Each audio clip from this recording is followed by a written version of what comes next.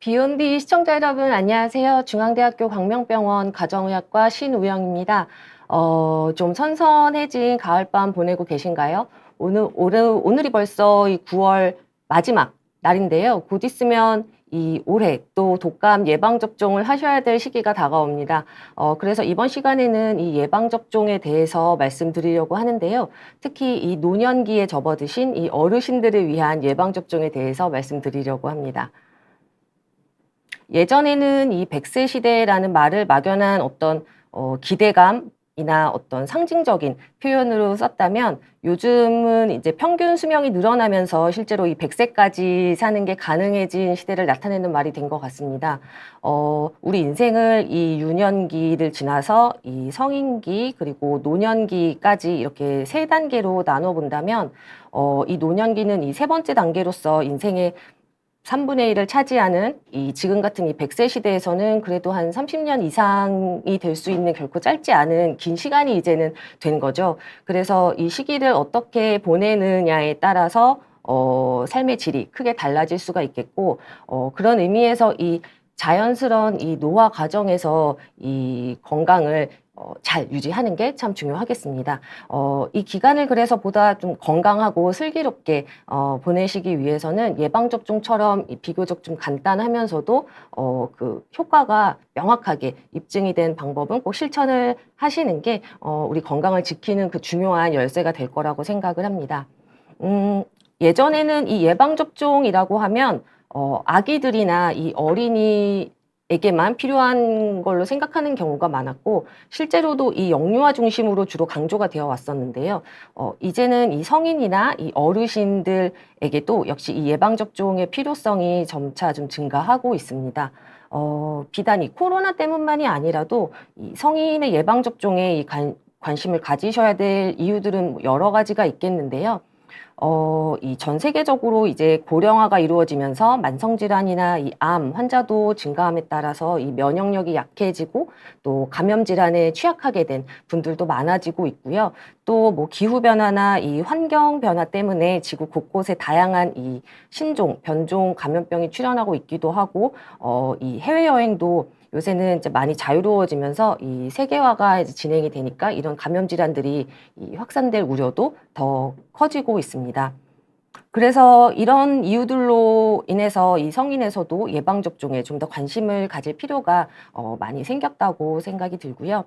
음, 이런 이 예방접종을 하는 게 이 감염병들을 예방하는 원리가 뭘지 생각해 보신 적이 있으신지 모르겠습니다. 이 백신 접종의 일차적인 목표는 우리 몸의 이 보호 항체를 만들어 두고자 하는 거죠. 그래서 이렇게 예방주사를 맞고 투여가 된 이 백신 항원들은 최종적으로는 우리 몸에서 이 림프관이나 혈관을 타고 주변 림프절, 뭐 비장 이런 면역기관으로 가서 우리 몸의 이 면역세포를 활성화시키게 됩니다. 그러면은 이 면역세포는 그 항원의 특이적인 항체를 이제 만들어내게 되는데 이렇게 생산된 항체는 이 유사한 항원성을 띠는 미생물이 우리 몸을 또 다시 공격을 하게 되면 거기에 이제 보호 기능을 하게 되는 거죠. 이 과정에서 이 면역세포를 또 도와주는 이 보조세포들도 있어서 이 항체를 만들어내는 면역세포가 좀 장기간 생존이 가능하게 해주기도 하고 또 나중에 이 2차적인 항원에 이제 노출이 될 때는 이제 처음 그 항원을 만났을 때보다 좀 더 빠르게 즉각 반응해서 항체를 생산해낼 수 있도록 이제 이 기억력이 좀 살아있게 분화시키는데도 이 보조세포가 같이 도움을 주게 됩니다. 그렇게 이제 만들어진 항체가 이 혈액내를 돌면서 우리 몸을 보호하게 되고요. 이런 원리를 이용을 할 때 이 65세 이상 된 어르신들이나 뭐 혹은 이 50세 이상의 이 장년층 분들에서 특히 중요하게 강조가 되고 있는 이 접종 대상 질환에는 이렇게 이 네 가지 정도가 있습니다. 이런 네 가지 정도는 뭐 기저질환과 상관없이 건강한 분이라도 그 연세가 되시는 경우에는 이제 접종을 하실 게 권장이 되고 있고요. 물론 일반적인 권장 사항이고 개별적인 사항은 이 주치의 선생님과 상의가 필요하겠습니다. 그리고 이 중에서 이 빨간색으로 표시된 이 접종 종류들은 지금 국가 예방접종에 포함이 되어 있어서 어르신들 같은 경우는 무료로 지원이 되고 있는 그 접종 종류들이 되겠습니다. 그래서 이 네 가지에 대해서 한 가지씩 알아보도록 하겠습니다. 인플루엔자는 흔히 독감이라고 많이 불리죠. 인플루엔자 이 바이러스에 의해서 일어날 수 있는 감염성 호흡기 질환이고요. 증상은 뭐 경미한 경우에서부터 뭐 심한 경우에는 입원이 필요하거나 뭐 사망에까지도 이를 수가 있습니다. 인플루엔자에 감염되셨을 때 가장 흔하게 나타날 수 있는 합병증은 뭐 세균성 폐렴이나 중이염도 있을 수 있고, 이외에도 뭐 심근염이나 뭐 뇌염, 뇌증도 발생을 할 수가 있고요. 또 원래 그 기저 질환으로 만성 호흡기 질환이나 만성 심장 질환을 갖고 계셨던 경우에는 인플루엔자 감염으로 인해서 원래 갖고 계셨던 이 만성 질환들도 더 악화될 수도 있습니다. 특히 이 65세 이상 어르신들이나 이 만성 질환 환자분들은 이 합병증이 발생하거나 입원하실 위험이 더 높아질 수가 있어서 연세가 많으신 어르신들은 매년 인플루엔자 접종을 더 권장을 하고 있습니다. 인플루엔자 바이러스는 그 항원형에 따라서 뭐 A형, B형, 뭐 C형 뭐 이렇게 세 가지 종류가 있는데 각각이 다 이 바이러스 구조나 임상 양상이 다 다르고요. 이 중에서 이 A형과 B형 바이러스만 사람에서 질환을 실제로 일으킬 수가 있습니다. 이 인플루엔자 바이러스의 그 중요한 특징 중에 하나는 그 바이러스 항원의 변이가 일어날 수 있다는 점인데요. 이 바이러스 표면에 보면 이 돌기처럼 이 당단백 성분이 이렇게 붙어 있는데 여기에 이 유전자 수준의 변화가 나타날 수가 있습니다. 그래서 그 결과로 인해서 이 항원성에 좀 차이가 날 수 있는 바이러스가 나타나게 되는데 이런 이 작은 변이들이 거의 매년 일어날 수가 있기 때문에 이게 계절 유행의 원인이 됩니다. 그래서 이 WHO, 이 세계보건기구에서는 매년 2월경에는 그 해에 유행 가능성이 높은 그 바이러스 A형을 미리 예측을 해서 발표를 해주고 있고, 그 발표해준 정보를 기초로 해서 각 제조회사가 이 백신을 생산을 해서 그 해 유행절기 전에 공급을 하고 있습니다. 백신은 보통 이 포함된 그 바이러스 종류, 개수에 따라서 이렇게 이름이 붙는데, 인플루엔자 이 사가 백신 같은 경우는 이 A형 바이러스 2종류와 이 B형 바이러스 2종류, 이렇게 총 4종류가 포함이 되어 있고요. 이 전 세계적으로 이 여러 가지 A형의 그 인플루엔자 바이러스가 동시에 같은 시기에 유행하는 그 패턴을 보일 때가 많아서 이렇게 4가지 A형을 다 포함하는 이 사가 백신이 현재는 우리나라에 공급이 되고 있습니다. 그런데 이 참고로 내년부터는 이 사가 백신에서 이 B형 바이러스 한 가지가 빠진 그 3가 백신으로 전환될 가능성이 높아 보인다고 하고요. 왜냐하면 이 B형 바이러스 중에 이 한 가지가 한 4, 5년 전부터 검출이 안 되고 있기 때문에 굳이 비용을 더 들여서 이 사가 백신을 맞는 게 비용 효과적이지 않다고 보는 거죠. 이 WHO가 최근 그렇게 전환을 하도록 발표를 하기도 했고, 미국에서도 지금은 이미 그 3가 백신으로 전환해서 맞도록 하고 있기는 합니다. 근데 이 독감 백신은 우리가 왜 매년 맞아야 될지 생각해 보신 적이 있으신지 모르겠는데요. 이렇게 해마다 그 해 유행이 예측되는 균주로 다시 제조가 되는 거기 때문에 이 매년 접종해야 하셔야 되는 것도 있고요. 또 다른 이유는 그 건강한 사람 기준으로 할 때 접종하고 나서 한 2주 정도 시간이 지나면 뭐 90%는 항체가 만들어지지만 접종하고 나서 6개월 정도 시간이 경과하게 되면 이 항체가가 절반 가까이 감소하게 됩니다. 노인분들은 일반적으로 이 면역 반응이 더 저하되어 있는 경우가 많기 때문에 항체 역가도 더 빨리 감소할 수가 있고요. 그래서 이렇게 이 항체가가 시간이 지나면서 이 소실되는 거, 그리고 매년 이 항원의 변이를 고려해서 독감 백신은 우리가 매년 접종을 하셔야 된다라고 하고 있습니다. 종종 이제 환자분들께서 이렇게 물어보는 분이 계세요. 해에 만약에 인플루엔자를 내가 걸렸다가 회복이 되었는데 이번 절기에 굳이 예방접종을 맞을 필요가 없는 게 아닌지 물어보시는 분들이 종종 있으신데요. 그래도 예방접종은 필요하고요. 감염이 되었다가 회복이 되면 그 해당 인플루엔자 바이러스 A형에 대한 면역력은 획득을 하시게 될 수가 있는데요. 그렇지만 아까 말씀드렸던 것처럼 매년 이 유행하는 인플루엔자 바이러스가 한 가지가 아닐 수가 있고 여러 A형이 한 절기에 동시에 유행하기도 하기 때문에 그리고 이 한 가지 A형에 감염됐다고 해서 이 다른 A형에 대한 면역력까지 획득이 되지는 않아서 그래서 이 세네 가지 A형을 커버해주는 그런 백신을 그래도 접종을 하시는 것이 좋습니다. 접종을 권장하는 시기는 이 매년 10월에서 12월이죠. 왜 이 시기에 접종을 할까 생각을 해보면 우리나라 같은 경우는 이 인플루엔자가 발생하는 시기가 대개 11월에서 이듬해 4월까지입니다. 보통은 이 12월에서 1월 사이에 가장 유행이 두드러지기는 하는데 그 3월에서 5월 사이에 뚜렷하게 또 두 번째 유행을 보이기도 하기 때문에 이 아까 말씀드린 것처럼 이 접종하고 나서 항체가 생기기까지 한 2주 정도 또 시간이 소요가 되고 또 면역 효과가 평균 뭐 6개월가량 지속이 되기 때문에 너무 이른 시기에 접종을 하시게 되면 그 다음 해 뭐 3월이나 그 5월 사이에 또 유행할 수 있는 그 인플루엔자에 대해서는 그 항체가 이 방어 수준보다 떨어져 있는 상태가 돼서 감염에 취약하게 될 수도 있고 또 반대로 또 너무 늦게 접종을 하시게 되면 접종하고 나서 또 이 방어 항체가 생기기까지 또 이 시간이 걸리기 때문에 그 사이에 또 감염 위험이 높아질 수 있어서 그런 것을 다 고려를 할 때 이 우리나라는 독감 백신을 하시기 가장 적절한 이 접종 시기는 이 매년 10월에서 12월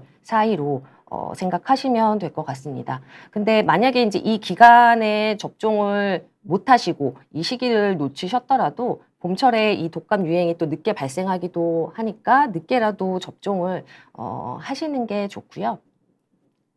그래서 이 인플루엔자는 국가 예방접종 지원 사업에 해당이 되는 그 접종이기 때문에 무료로 이 접종 지원이 되는 대상이 우리 65세 이상 어르신들도 포함이 되어 있습니다.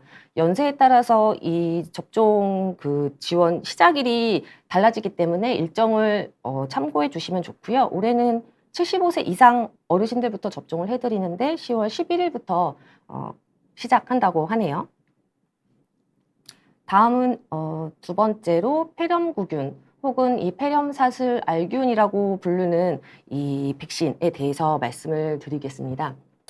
폐렴은 2020년 기준으로 국내 사망 원인의 3위가 폐렴이었고 최근에 이 폐렴으로 인한 사망률도 좀 급격하게 증가하는 추세를 보이고 있습니다.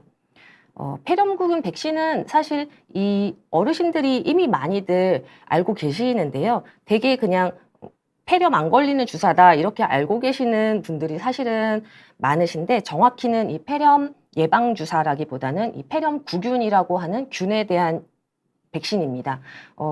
그렇지만 이 폐렴구균이라는 균이 이 흔히 그 지역사회에서 발생할 수 있는 이 세균성 폐렴의 가장 흔한 원인인 거는 맞고요. 이 폐렴 외에도 폐렴구균은 뭐 중이염이나 부비동염 혹은 뭐 수막염 같은 이 굉장히 다양한 질환의 주요 원인이 될 수가 있는데 그 중에서 이 폐렴이나 균열증, 뇌수막염처럼 이 생명에 크게 지장을 줄 정도로 좀 심각한 질환은 따로 이 침습성 질환이라고 따로 분류해서 부르고 있습니다.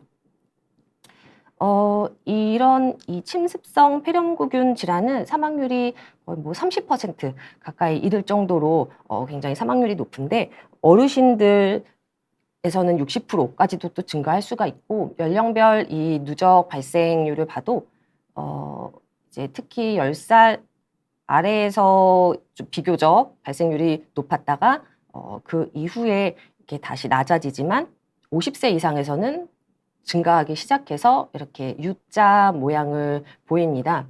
폐렴구균 감염은 이렇게 연령이 증가하면서 발생률이 높아지기 때문에 이 65세 이상 모든 이제 어르신들에서 예방 접종을 하시는 게 권고가 되고 있고요. 65세 미만이시더라도 이 면역 저하 상태이시거나 아니면 이러한 이 만성 질환을 갖고 계신 분들에서도 백신 접종을 권장을 하고 있습니다. 이 폐렴구균이라고 하는 균은 그 균의 세포 표면에 보면 이런 피막 이 다당류 성분이 있는데 이 다당류 성분이 병의 독성을 나타내는 데 중요한 역할을 합니다. 이런 피막 다당류의 구조 차이로 이 세부 혈청형을 이제 구분을 하고 있는데 현재까지 뭐 90가지 이상이 이제 확인이 되어 있고요. 이런 이 피막 다당류에 대한 이 특이적인 항체가 예방 효과를 나타낼 수가 있습니다. 그래서 이렇게 이 피막 다당류에 특이적으로 작용할 수 있는 항체가 예방 효과를 나타내게 되고 이 피막 다당류 성분으로 이제 백신을 제조를 하게 되는데 우리가 이제 일반적으로 생백신이라고 하면 말 그대로 이 살아있는 미생물 자체를 약독화시켜서 이제 직접 주입을 하는 거죠. 근데 반면에 이제 앞에서 보신 독감 백신이나 이런 폐렴구균 백신은 이 사백신이라고 해서 이 균의 일부만 그 항원성을 띠는 부분만 이제 정제해서 이렇게 제조를 하고 있습니다. 이런 폐렴구균은 이제 사백신 중에서도 두 가지 종류가 지금 있는데요. 이 세포 표면에 있었던 그 다당질, 그 피막 다당질 부분만 정제해서 쓰는 이 항원으로 구성되어 있는 그런 사백신 종류가 있고, 그리고 이 다당질 항원에 단백 운반체를 결합시켜서 만든 이 단백결합 백신이라고 하는 게 이 두 가지가 종류가 있습니다.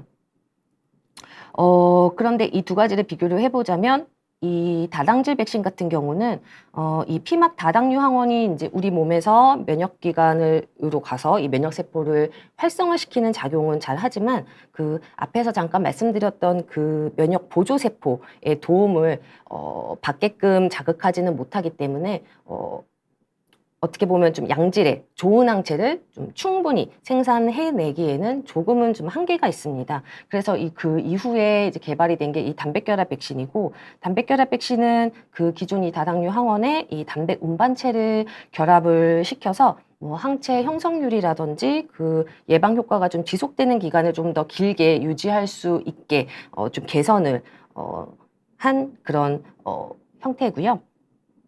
두 종류의 이제 효과를 비교를 해보자면 다당류 백신 같은 경우는 그 침습성 질환에 있어서는 일정 부분 그 예방 효과가 있고 하지만 이제 뭐 일반적인 중이염이라든지 폐렴 같은 그런 비침습성 질환에는 예방 효과가 다소 일관되지 않은 면은 있고요. 또 상대적으로 노인 환자분들이나 이제 만성 질환자분들에서는 그 항체 생성률이 좀 떨어질 수도 있고, 또 이 만들어진 항체도 지속되는 기간이 뭐 최소 5년은 지속이 되는데 기저질환이 있으시거나 한 경우에는 더 빨리 떨어질 수도 있는 면이 있기는 합니다. 그래도 이 포함되어 있는 혈청형이 이 23가지를 포함하고 있기는 하고, 단백결합 백신 같은 경우는 이제 좀 더 면역력을 개선한 거기 때문에 노인 환자분들에서도 이 침습성 질환이나 이 비침습성 질환에도 예방 효과가 일정 부분 확인이 되어 있고, 하지만 혈청형 개수가 13개 아니면 이제 15개 정도로 이제 커버하는 그 혈청형 개수가 좀 제한적이기 때문에 어떻게 보면 이 두 가지 백신이 상호 좀 보완적인 부분이 있다고 할 수가 있겠습니다. 그래서 이 폐렴구균 백신에 포함되는 이 혈청형들은 물론 이제 가장 흔하게 사람에서 그 감염을 유발할 수 있는 것들로 고려해서 이렇게 결정이 된 것들이고, 우리나라에는 이제 이 23가 다당질 백신이 제일 먼저 도입이 되었고요. 2010년경에 와서 이 13가 단백결합 백신이 들어왔죠. 그러다가 한 1년 정도 된 것 같은데요. 작년 10월에 이 13가 단백결합 백신에 이 혈청형이 2개가 더 추가가 된 이 15가 단백결합 백신이 이제 우리나라에서도 이제 국내 허가를 받아서 사용이 가능해진 상태입니다.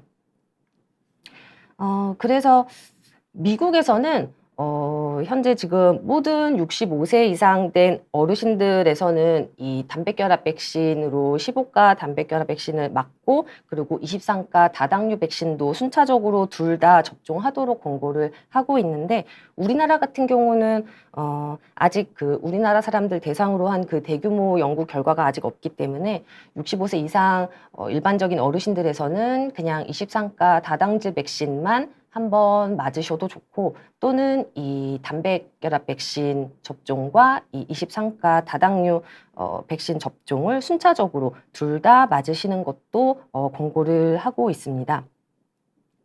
이 단백결합 백신 맞으실 때는 그래서 지금은 이 15가 백신을 맞으시는 게 가장 좋기는 하고요. 근데 그게 어렵다면 뭐 13가 단백결합 백신으로 대신 접종하시는 것도 가능은 하십니다. 두 개 다 아직 안 맞으신 분들은 순서는 굳이 정하신다면 이 단백결합 백신을 먼저 맞고 그 다음에 다당류 백신을 맞으시는 게 사실 이 예방 효과 면에서는 가장 좋다고는 되어 있는데, 뭐 순서를 바꿔서 맞으셔도 크게 상관은 없고요. 어떤 거를 먼저 맞으시든 이 간격만 1년 이상으로 두고 접종을 하시면 될 것 같습니다. 그래서 이 폐렴구금 백신도 65세 이상 어르신에서는 이 23가 다당류 백신 같은 경우는 무료로 접종이 가능하시고요. 뭐 가까운 보건소나 아니면 뭐 이 국가 예방접종 지원 사업에 참여하고 있는 의료기관에서 접종을 하실 수가 있습니다.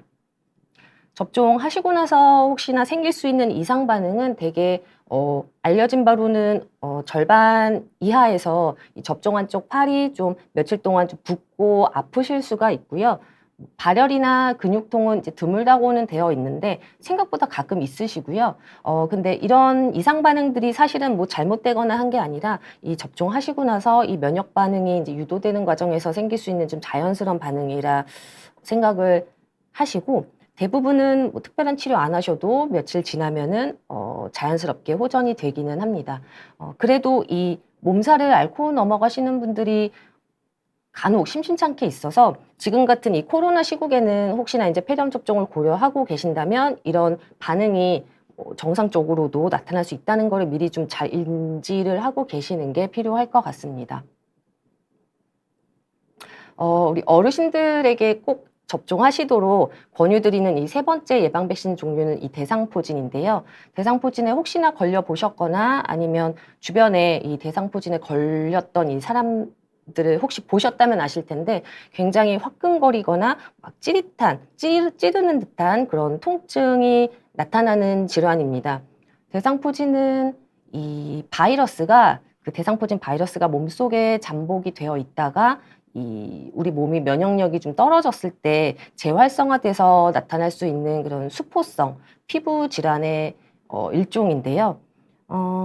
보통은 이렇게 피부 분절을 따라서 이상한 감각이나 통증이 먼저 나타나고, 그리고 한 2, 3일 있다가 발진, 물집이 빠르게 생기게 됩니다.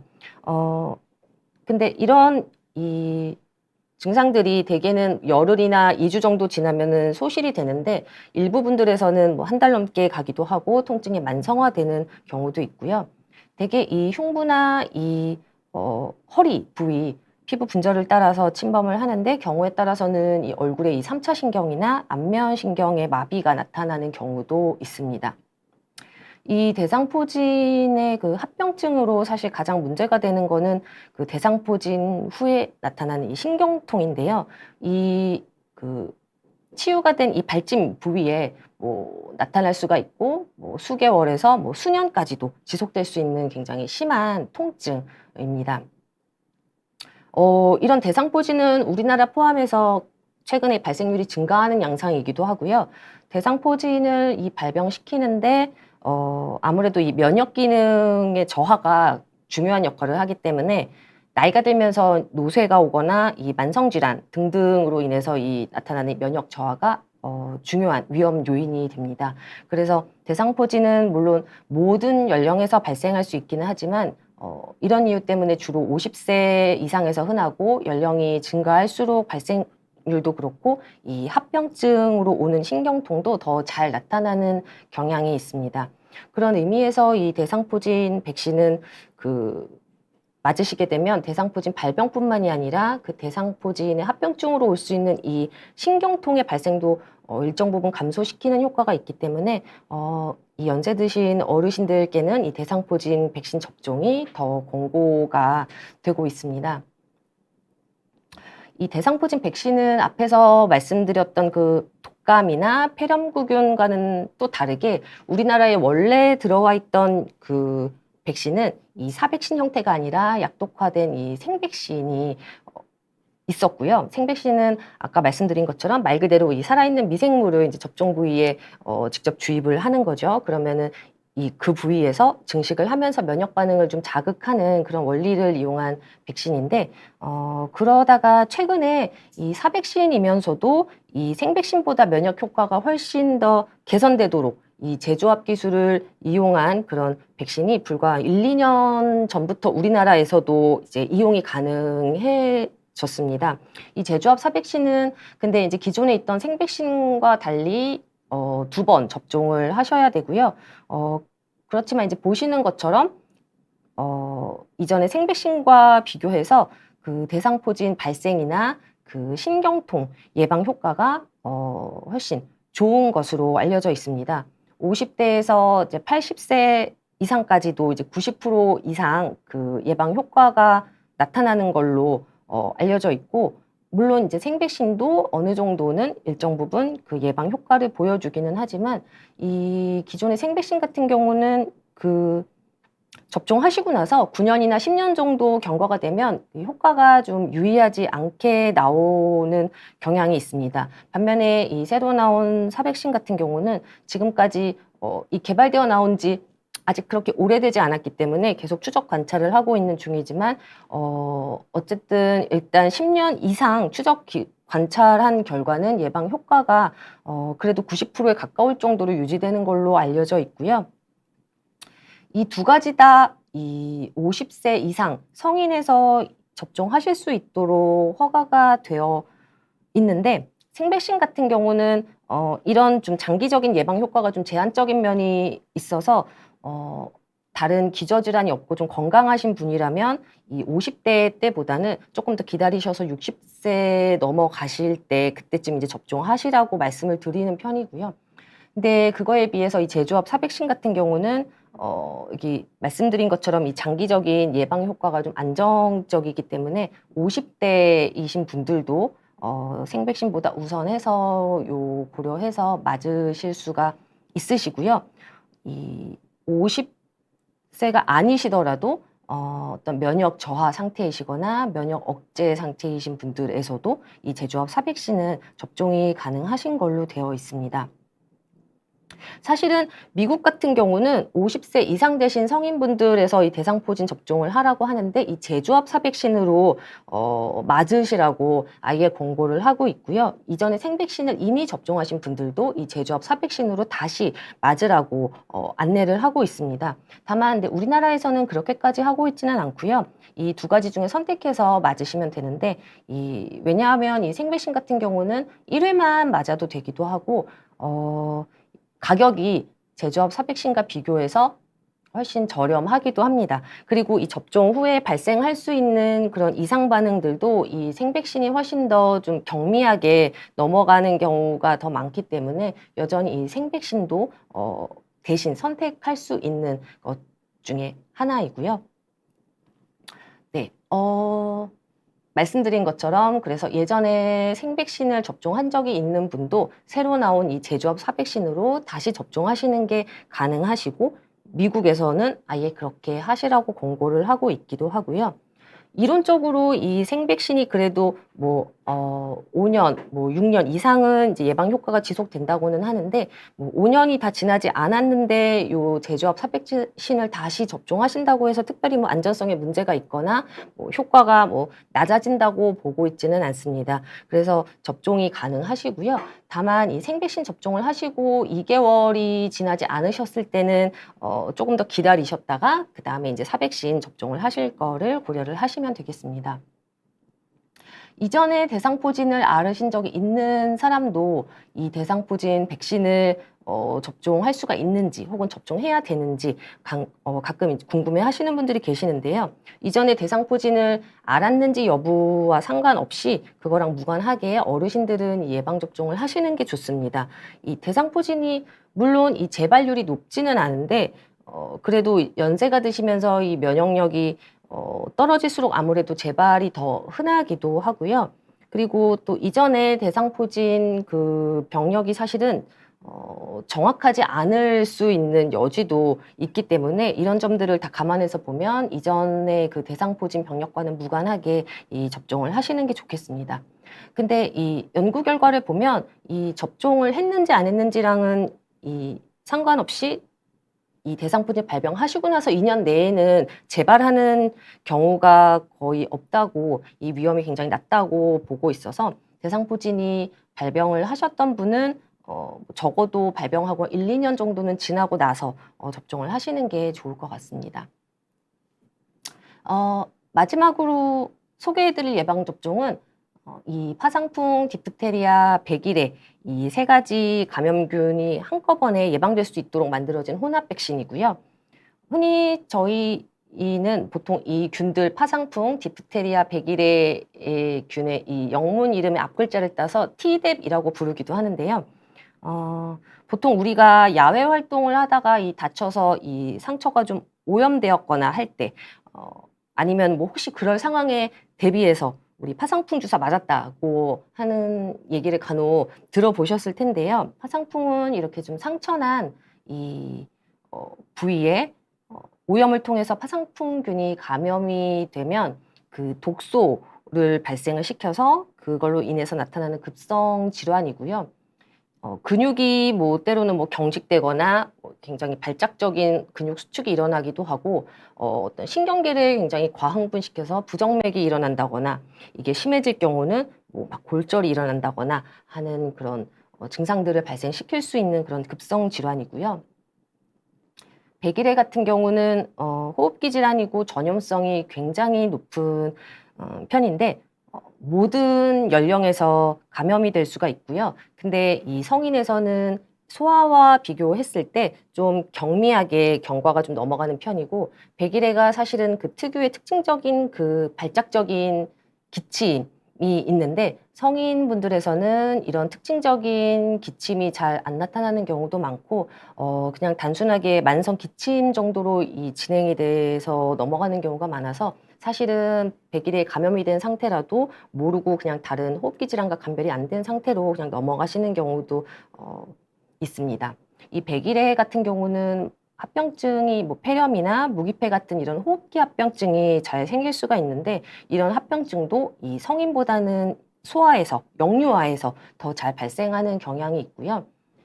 디프테리아 같은 경우는 이 화상풍 백일해 이 디프테리아 혼합 백신이 우리나라에 도입된 이후로는 발생이 점점 감소해서 현재는 최근에는 이 발생 보고가 없고요. 백일해 같은 경우도 사실은 이제 백신 접종이 시작된 이후로 발생률이 많이 감소를 했다가 최근 들어서 이 여러 나라에서 집단 발생이 반복이 되고 있는데 이게 원인은 정확히 규명이 되지는 않았지만 이 혼합 백신 같은 경우는 접종이 보통 10년 정도 지나게 되면 면역력이 많이 떨어지거든요. 그래서 이제 그 상태에서 추정하는 이유는 그 상태에서 이제 성인은 다른 호흡기 질환과 감별이 어려우면서도 이제 증상이 경미하기 때문에 이제 본인도 모르게 백일에 그 감염이 되었어도 주위로 이제 전염이 됐을 위험이 높아지니까 영유아에게 그렇게 전파된 게 원인이 아닐까 추정은 하고 있습니다. 그래서 이런 반복적인 유행 양상을 막기 위해서도 우리가 이제 10년마다는 이제 추가 접종할 거를 권고를 하고 있고요. 특히나 이런 세 가지 경우에 해당되시는 분들은 더욱 접종을 이제 권고드리고 있습니다. 첫 번째로 이 1958년 이전 출생하신 분들은 아마 딱 올해 65세, 66세 되신 어르신 분들이실 텐데요. 이 혼합 백신이 우리나라에 1958년도부터 도입이 됐기 때문에 그 이전에 출생하신 분들은 이런 균의 면역력이 없었을 거라고 이제 짐작을 할 수가 있는 부분이 있어서 그렇고요. 두 번째는 이제 아주 어린 신생아나 첫돌 되기 전에 그 손자분들이 있으신 어르신분들 같은 경우는 이 T대 그 접종력이 없다면 이 우리 손자가 태어나기 최소 2주 전이나 혹은 우리 손자 처음 만나기 최소 2주 전에는 이 혼합 백신을 접종을 하시는 게 좋겠습니다. 이거는 어떻게 보면은 이 우리 아기들을 보호하기 위한 목적인 거죠. 그리고 세 번째는 이 외상을 입은 후에 이 상처에 대해서 이전에 한 번도 이 혼합 백신을 접종하지 않으신 분들 이거나 혹은 이제 상처를 입지 않았어도 이럴 상황에 이럴 상황이 있을 수 있는 그런 분들은 대비해서 미리 이런 혼합 백신을 접종하시는 게 권고가 됩니다.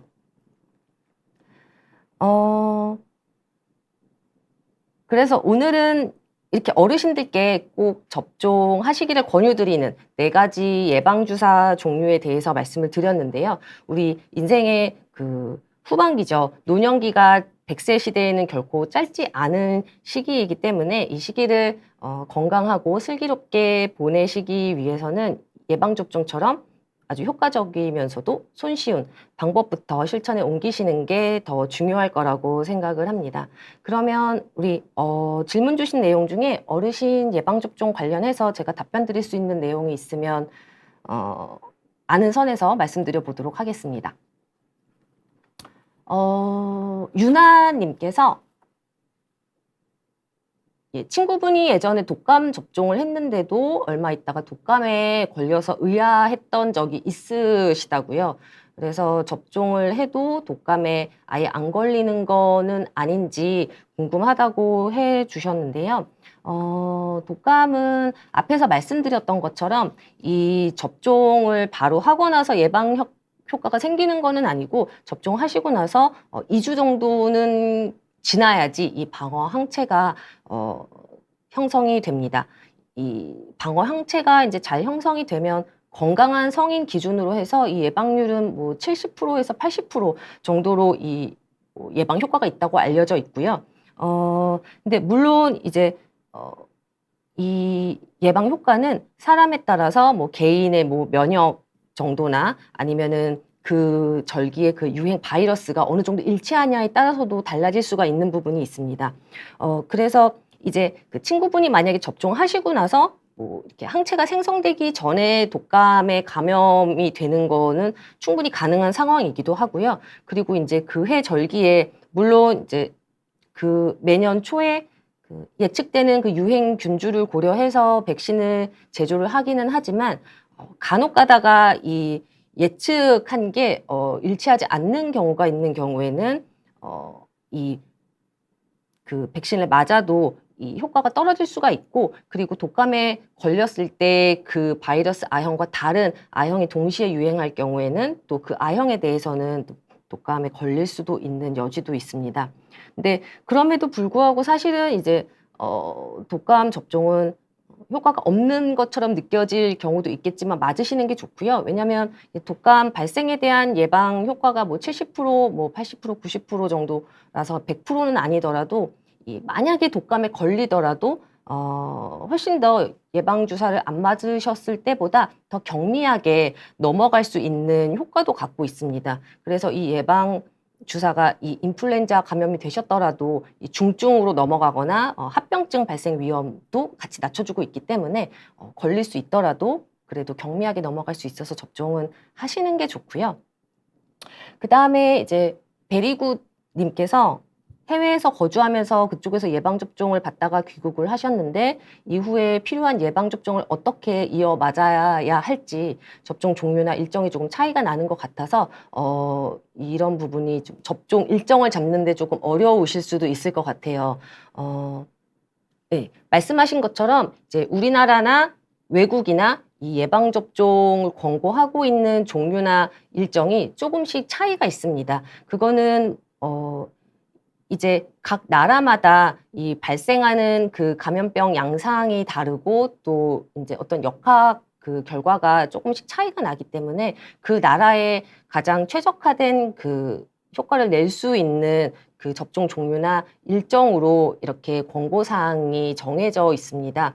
그래서 이거는 만약에 주로 거주하시는 곳이 그쪽 나라이시고 우리나라에는 일시적으로 짧은 기간 들어와 계신 거라면 이제 그 나라의 그 접종 일정에 맞추셔서 접종을 이어나가시는 게 맞고요.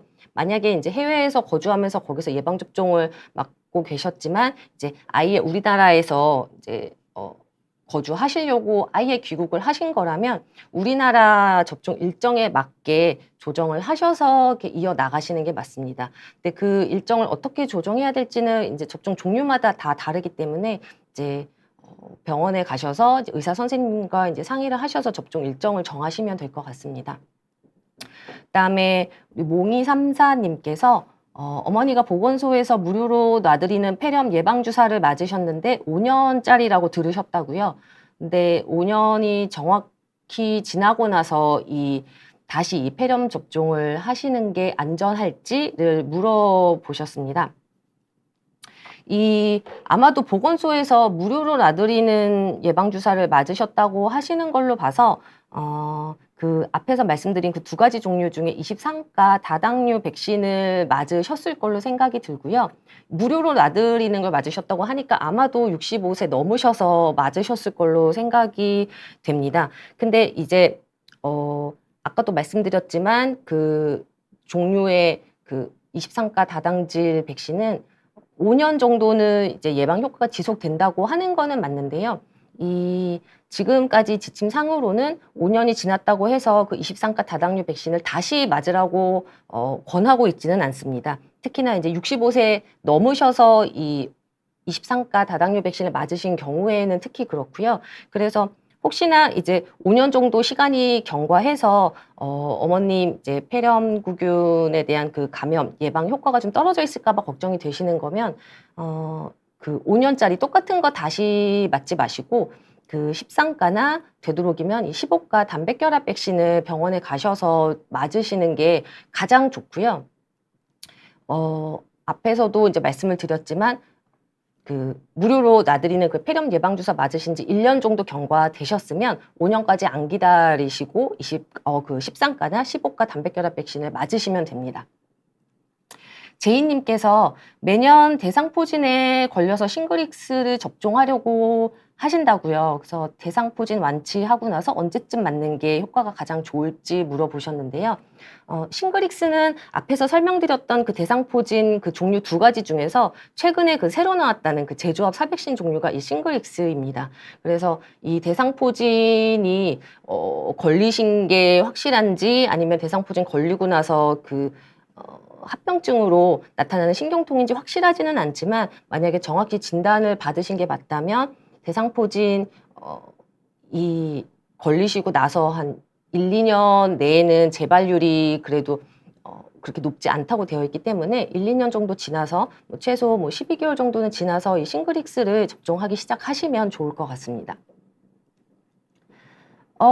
부산 스누피님께서 어머님께서 간 이식 수술한 지 4년이 되셨고 비장비대로 혈소판이 1만대인 분이신데 면역 억제제를 평생 드시는 분이라서 예방주사가 겁이 나신다고 하셨고요. 매년 독감 주사는 맞으시고 계시는데 생백신은 안 좋을지 우리나라에서 마치는 독감이나 폐렴 예방주사는 생백신, 사백신 어떤 것인지 궁금하다고 하셨고요.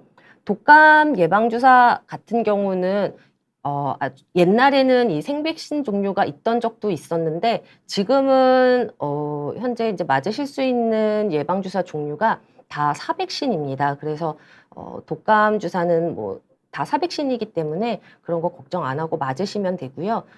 폐렴 예방주사도 사백신으로 되어 있어서 지금 말씀하신 이런 상태에서는 이제 폐렴 예방주사는 더더욱 더 챙겨 맞으시는 게 좋고, 아까 말씀드렸던 것처럼 이제 단백결합 백신도 일단 먼저 맞으시고, 그리고 1년 정도 지나면 이 23가 다당류 백신도 맞으실 수가 있는데 제가 지금 이제 말씀해 주신 요 상태를 들어봤을 때는 꼭 1년까지 아니더라도 2달 정도 지나시면 23가 다당류 백신도 순차적으로 맞으셔도 될 것 같습니다. 박봉선님께서 70대 중반이시고 10년 전에 폐렴 13가, 23가 2번 접종을 했는데 또 맞아야 하는지 궁금합니다. 라고 말씀 주셨는데요. 10년 전이시지만 2가지 다 접종을 하셨으면 13가 백신 같은 경우는 굳이 뭐 15가나 13가 백신 또 맞으실 필요는 없으시고요. 70대 중반이시라서 조금 애매하기는 한데 이 23가 접종을 하셨던 시기가 만약에 65세 넘으셔서 맞으신 거면 폐렴구균 접종은 현재 지침으로는 더 맞지 않으셔도 되시고 만약에 이 23가 접종을 하신 때가 65세 되기 전에 맞으신 거면 한 5년 정도는 경과하시고 나서 이 23가 백신을 한 번 더 맞으실 수가 있습니다. 그래서 시기를 한번 기억을 잘 해보시고 만약에 23가 백신 같은 경우 65세 전에 맞으셨으면 지금 한 번 더 맞으시면 좋을 것 같습니다. 그다음에 60대 후반 여성분이신데 3주 전에 독감 백신 접종하고 폐렴구균 백신과 대상포진 백신 접종을 계획을 하고 계신 것 같습니다. 현재 목 부위에 결핵으로 항생제를 복용 중인데 괜찮을지 어느 정도 간격으로 접종을 해야 할지 미국에서 물어보신다고요? 미국에서 혹시 맞으시는 거면 이 폐렴구균 백신 종류가 조금 다를 수가 있습니다. 우리나라에는 지금 23가 다당류 백신이나 13가, 15가 단백결합 백신이 들어와 있는데 미국은 조금 다른 종류의 폐렴구균 백신 종류가 있을 수 있어서 그거는 조금 확인을 하시는 게 좋고요. 사실 이제 백신이 이 독감이나 뭐 폐렴구균, 대상포진만이 아니라 일반적인 그 백신을 접종하실 때는 사실은 이제 전신적인 컨디션도 중요하셔서 뭐 물론 뭐 가벼운 감기나 뭐 이제 가벼운 뭐 장염이 있다거나 이런 거는 상관이 없지만 이 항생제를 복용 중이신 것보다도 이제 결핵을 지금 앓고 계신 게 혹시 이제 좀 중증에 좀 활성화된 그런 급성 상태이시라면 이제 그 질환이 충분히 조금 치료가 되시고 조금 안정화되셨을 때 접종하시는 게 가장 좋을 것 같고요. 그다음에 제이님께서 23가 폐렴 예방접종을 하려고 하시는데 소론도정을 고농도로 일주일 정도 짧게 복용한 적이 있다고 하셨어요. 그럼 23가 폐렴 주사는 언제쯤 맞는 게 가장 좋을지 물어보셨는데 소론도정은 이제 스테로이드 약 중에 하나고요. 그래서 보통은 이제 접종할 경우에 이 스테로이드 그 치료를 하시는 분들 같은 경우는 어느 정도 뭐 접종 간격을 좀 띄고 맞는 게 좋다 이런 얘기도 하시죠. 근데 이게 스테로이드를 어느 정도 복용을 했을 때를 얘기하냐라고 할 때 물론 이제 소론도정을 고농도로 드셨다고 하기는 했지만 일주일 정도 드신 경우에는 사실은 저희가 일반적으로 이제 접종 간격을 좀 두고 맞으시는 게 좋다고 하는 그 스테로이드 치료 기준에는 미치지는 못하세요. 보통은 고농도로 이제 국소적으로 바르거나 하는 게 아니라 고농도로 이제 전신 투여하는 그런 스테로이드 치료를 하셨을 때 2주 이상 치료를 지속하신 경우에 해당되는 경우라서 일주일 정도 짧게 복용하신 경우라면 이제 접종하시는 데는 시기를 정하시는 데 크게 뭐 신경을 쓰지 않으셔도 될 것 같습니다. 부산 스누피님께서 대상포진 알았던 사람은 예방접종 안 맞아도 되나요? 말씀 주셨는데 아까 또 말씀드렸지만 이 대상포진 앓으셨던 분들도 예방접종을 맞으시라고 권고를 하고 있습니다. 특히 이제 연세 많으신 어르신 분들께는 이제 권고를 하고 있고요. 그게 이제 대상포진을 앓으셨어도 재발률이 흔하지는 않지만 재발을 하실 수가 있고 또 이 예방주사가 이 대상포진 발생뿐만이 아니라 대상포진 후에 올 수 있는 이 합병증 발생률도 같이 좀 낮춰주는 효과가 있기 때문에 그래서 예방접종은 하시는 게 좋습니다. 마지막으로 짱루님께서 다른 감염 질환, 비결핵 항상균 치료 중인데 예방접종 처방을 받아도 되는지, 또 콩팥 질환으로 만성 신질환 환자들도 같은 용량, 같은 약으로 예방접종 받아도 되는지 궁금하다고 하셨고요. 그래서 아까 또 결핵 치료 받으시는 분들께도 말씀드렸지만 사실은 뭐 비결핵균 뭐 치료 중인지 뭐 결핵균 치료 중인지 보다는 전신적인 이제 컨디션이 어떤지가 더 중요하셔서 혹시 이제 가벼운 뭐 안정적인 그런 상태가 아니라 지금 뭐 이렇게 급성으로 이렇게 활성화된 상태셔서 치료하시는 중이시라면 충분히 치료를 받으시고 어느 정도 이제 치유가 되시고 안정되셨을 때 접종을 하시는 게 좋고요. 콩팥 질환으로 인해 이제 만성 신질환 환자이신 분들은 면역 기능이 조금 더 떨어져 계실 수가 있어서 예방 접종을 더더욱 권고를 하고 있는데, 일부 예방접종 종류는 용량을 좀 다르게 맞으시는 경우가 있습니다. 예를 들면 이제 B형 간염 접종 같은 경우가 그렇고요.